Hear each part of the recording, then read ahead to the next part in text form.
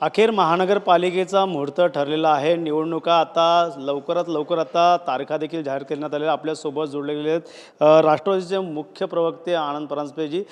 काय सांगाल, एकंदरीत तारखा जाहीर झालेल्या आहेत आणि या संदर्भातली जय्यत तयारी राष्ट्रवादीने देखील केलेली, मात्र पाहिलं काही ठिकाणी आघाडी आणि काही ठिकाणी महायुती अशा प्रकारचा फॉर्म्युला समोर येत आहे। पाहिलं तर पुणे, पिंपरी चिंचवड असेल, ठाणे असेल, मुंबई असेल, कशापैकी लढत असणार तुमची महायुतीमध्ये?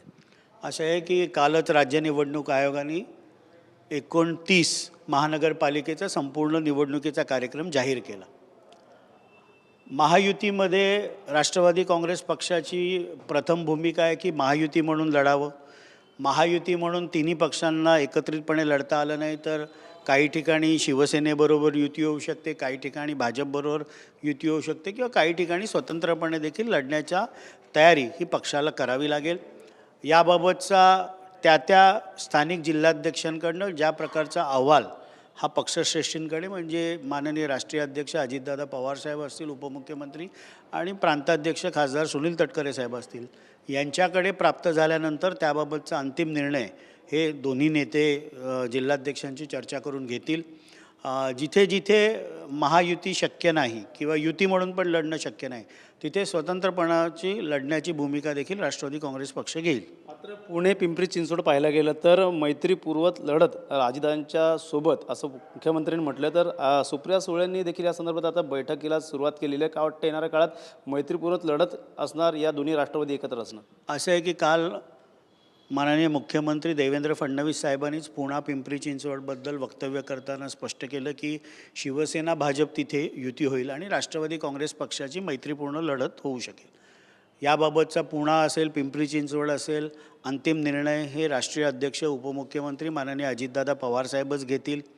माध्यमांमध्येच जे बघितलं की खासदार सुप्रियाताई सुळे यांनी नाना काट्यांना फोन करून राष्ट्रवादी काँग्रेसबरोबर चर्चा प्राथमिक करा अशा प्रकारचे त्यांच्या पदाधिकाऱ्यांना आदेश दिले। त्याचं स्वागतच आहे, पण त्याबाबतचा अंतिम निर्णय हे माननीय अजितदादा पवारसाहेबच घेतील।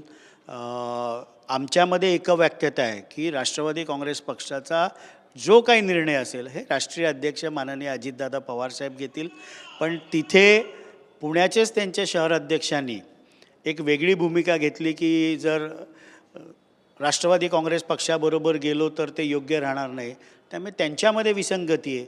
आमच्यामध्ये आमची भूमिका स्पष्ट आहे, जो निर्णय माननीय अजितदादा पवारसाहेब घेतील हा राष्ट्रवादीच्या पुण्याच्या आणि पिंपरी चिंचवडच्या प्रत्येक कार्यकर्त्याला तो आदेश असेल। मात्र हसन मुश्रीफ म्हणतात की कोल्हापूरमध्ये स्वबळाचा नारा दिला त्यांनी। काय वाटतं, तुम्ही देखील ठाणे असेल, मुंबई असेल या ठिकाणी स्वबळाच्या ह्याच्यावरती नारा देणार?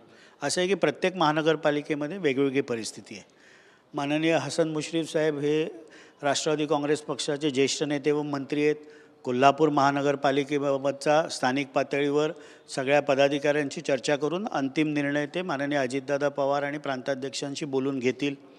मुंबईमध्ये राष्ट्रवादी काँग्रेस पक्षाची स्पष्ट भूमिका आहे की मुंबईची जबाबदारी ही राष्ट्रवादी काँग्रेस पक्षाने नवाब मलिकजी जे ज्येष्ठ नेते आहेत, माजी मंत्री आहेत, यांना दिलेली आहे। आज 4 वाजता नवाब मलिक हे मुंबईतल्या प्रमुख पदाधिकाऱ्यांची बैठक देखील घेत आहेत, ज्याच्यामध्ये दोन्ही कार्याध्यक्ष त्याप्रमाणे आमदार सना मलिक, माजी आमदार जिशान सिद्दीकी आणि प्रमुख पदाधिकाऱ्यांची 4 वाजता पक्ष कार्यालयात बैठक आहे। मुंबईमध्ये देखील आमची भूमिका स्पष्ट आहे की नवाब मलिक साहेबांच्या नेतृत्वाखाली राष्ट्रवादी काँग्रेस पार्टी लढेल। ठाण्यामध्ये शिवसेना, भारतीय जनता पार्टीनी युती केल्यानंतर आम्हाला जर सन्मानपूर्वक जागा मिळाल्या नाहीत तर जिल्हाध्यक्ष नजीब मुल्ला यांनी भूमिका स्पष्ट केली की वेगळी लढायची देखील ताकद राष्ट्रवादी काँग्रेस पक्ष लढतो। 2017ला 34 नगरसेवक हे घड्याळ चिन्ह घेऊन आणि 2 अपक्षांनी समर्थन देऊन असे 36 नगरसेवक होले। शिवसेना भारतीय युतीने सन्मानपूर्वक राष्ट्रवादी काँग्रेस पक्षाला बोलवलं आणि सन्मानपूर्वक जागा मिळाल्या तर महायुती म्हणून लढण्याचा विचार होऊ शकतो। अन्यथा जिल्हाध्यक्ष नजीब मुल्ला यांनी जी भूमिका मांडली की एकटं लढायची ताकद देखील राष्ट्रवादी काँग्रेस पक्ष लढतो, तशा प्रकारचा अहवाल ते प्रांताध्यक्ष आणि राष्ट्रीय अध्यक्षांना देतील आणि अंतिम निर्णय तिथनं जो होईल त्याप्रमाणे ठाण्यामध्ये देखील निर्णय होईल। मात्र भाजप आणि शिवसेना ठाण्यामध्ये युती होणार आहे, त्यामुळे संकेत देखील दिले वरिष्ठांनी। मात्र त्याचा फटका कुठेतरी बसू शकतो, तुम्ही जर वेगळे लढले, सन्मानपूर्वक वागणूक नाही दिली? नाही, असं आहे ना की शेवटी महायुती ही लोकसभा निवडणुकीला विधानसभेला झाली होती। ज्या ज्या वेळेला स्थानिक स्वराज्य संस्थेच्या निवडणुका होतात त्यावेळेला प्रत्येक पक्षाच्या कार्यकर्त्याला वाटतं की आपल्याला देखील पक्षाने संधी निवडणूक लढवायला दिली पाहिजे. म्हणून प्राथमिकता मी जसं बोललो की महायुती म्हणून लढावं असणार. महायुतीमध्ये सन्मानपूर्वक जागा मिळाल्या नाहीत तर स्वतंत्र लढण्याची देखील भूमिका राष्ट्रवादी काँग्रेस पार्टी ठाणे शहरामध्ये घेऊ शकते. पुढच्या गुरुवार शुक्रवारमध्ये आमच्याकडे जवळजवळ 350च्या वर इच्छुकांचे अर्ज आलेत, त्यांचा इंटरव्ह्यू होईल आणि त्याबाबतचा अहवाल हे जिल्हाध्यक्ष म्हणून नजीब मुल्ला पक्षश्रेष्ठींना देतील. सर, इकडे तुम्ही पाहायला गेलं तर ठाकरे बंधू दोन्ही एकत्र आलेले, त्यामुळे राष्ट्रवादी शरदचंद्र पवार पक्ष असेल या दोन्ही ठाकरे बंधू असतील त्यामुळे कुठंतरी फटका बसू शकतो तुमच्या राष्ट्रवादीला खास करून. नाही, असं आहे की शेवटी महाविकास आघाडी देखील या महानगरपालिकेच्या निवडणुकीच्या वेळेला एकसंघ अजिबात नाही आहे. मुंबईमधलं जे चित्र आहे की शिवसेना, उबाठा आणि मनसे अशी युती होईल. कारण काँग्रेसने वेळोवेळी स्पष्ट केलेलं आहे. आज सकाळी देखील माध्यमांशी बोलत असताना मुंबईच्या काँग्रेसच्या अध्यक्षा खासदार वर्षा गायकवाड यांनी स्पष्टपणे भूमिका मांडली की काँग्रेस वेगळी लढेल आणि तशा प्रकारचं चित्र बहुतांशी ठाणे, मुंबई आजूबाजूच्या महापालिकांमध्ये दिसेल की शिवसेना, उबाठा आणि मनसे या दोनच पक्षांची युती होऊन ते निवडणूक लढतील. शेवटी हा त्यांचा महाविकास आघाडीमध्ये कशा पद्धतीने लढावं अधिकार आहे. राष्ट्रवादी काँग्रेस पक्ष जिथे महायुती शक्य नाही तिथे स्वतंत्रपणे, जिथे शक्य आहे तिथे महायुती म्हणून लढावं अशा प्रकारची मानसिकता हा राष्ट्रवादी काँग्रेस पक्षाची आहे. पाहिलं गेलं तर महाविकास आघाडीमध्ये सेक्युलर मतं असतील, या मराठी मतं असतील, त्याच्यानंतर परप्रांतीय असतील, त्यामुळे असा एक मोठा गट्टा त्यांच्याकडे आहे. त्यामुळे त्याचा कुठंतरी फटका देखील बसू शकता महायुतीला असं बोललं जातं आहे. पाहिलं गेलं तर हिंदुत्व फक्त हा मुद्दा फक्त महायुतीचा नाही. असं आहे की महाविकास आघाडीमधल्या पक्षांनी काय निर्णय घ्यायचा सर्वस्वी अधिकार त्यांचा आहे. राष्ट्रवादी काँग्रेस पक्ष हा महायुतीतला घटक पक्ष आहे आणि म्हणून आमची प्राथमिकता किंवा आमची भूमिका जिथे शक्य असेल तिथे महायुती, जिथे शक्य नसेल तिथे एकला चलो रे अशा प्रकारची भूमिका आहे.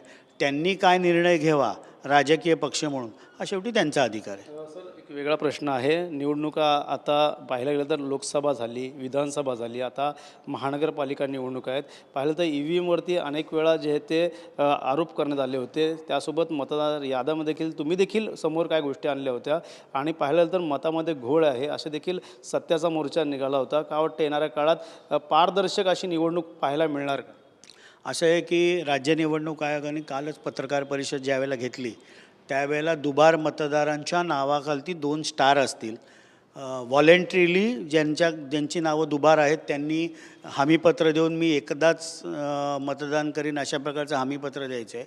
आतमध्ये ज्यावेळेला मतदानाला जाईल तिथे प्रिसाइडिंग ऑफिसरकडे पण जी मतदार यादी असेल त्याच्यावर जर मतदार तो दुबार असेल तर डबल स्टार असेल आणि त्यावेळेला देखील त्यांनी हमीपत्र द्यायचे की नाही मी फक्त ह्याच मतदान केंद्रावर मतदान करतो आहे. त्यामुळे राज्य निवडणूक आयोग सर्वतोपरी ह्या निवडणुका स्वच्छ पद्धतीनं याचा प्रामाणिक प्रयत्न करतो आहे. पण ह्याच मतदार याद्या ह्या लोकसभेला देखील होत्या, ह्याच मतदार याद्या या विधानसभेला होतात. विधानसभेच्या यादीतनंच महानगरपालिका नगरपालिकेच्या याद्या बनतात. लोकसभेला ज्या वेळेला 48 पैकी 31 खासदार निवडून आले त्यावेळेला कधी EVMचाही प्रश्न नव्हता किंवा याच मतदार याद्यांचा प्रश्न नव्हता. विधानसभेच्या पराजयानंतर मतदार यादीचा हा घोळ आहे अशा प्रकारचं नॅरेटिव्ह सेट केलं जातं आहे.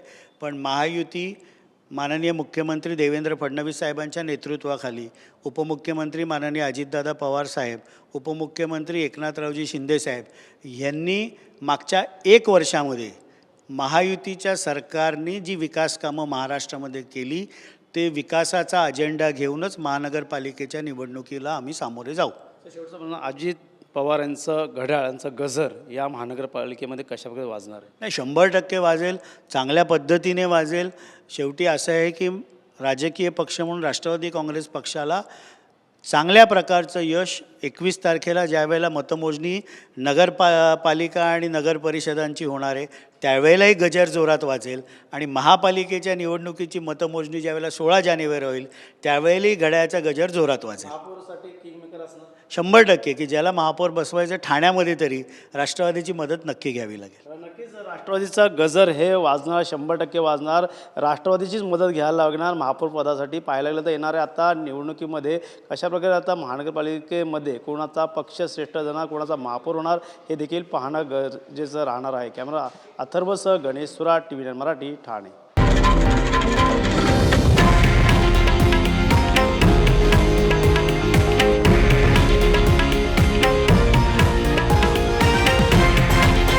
हे आहे देशातील नंबर 1 न्यूज नेटवर्क आणि आपण पाहत आहात TV9 मराठी, एकमेव.